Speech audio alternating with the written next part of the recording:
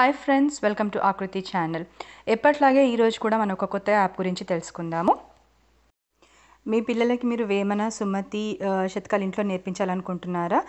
కొన్ని యాప్స్ ఉన్నాయండి. దాంట్లో వచ్చేసి మీరు పద్యంతో పాటు వాటి మీనింగ్ కూడా ఉంటుంది. సో పద్యంతో పాటు మీరు మీ పిల్లలకి కానీ నేర్చుకోవాలని ఉత్సాహం కలవారికి వాటి మీనింగ్తో సహా నేర్పించవచ్చు. సో దాంట్లో మొదట వేమన శతకం తెలుగు అనేసి తెలుగు యాప్స్ వరల్డ్ వారి యాప్ ఇది ఫ్రీ యాప్.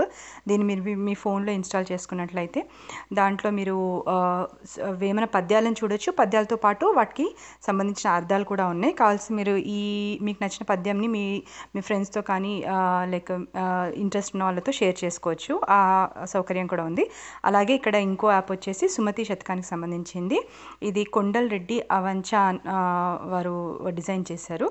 సో ఇది కూడా ఫ్రీ యాప్. ఈ యాప్ ద్వారా మీరు సుమతి శతకంకి సంబంధించిన పద్యాలను చూడొచ్చు.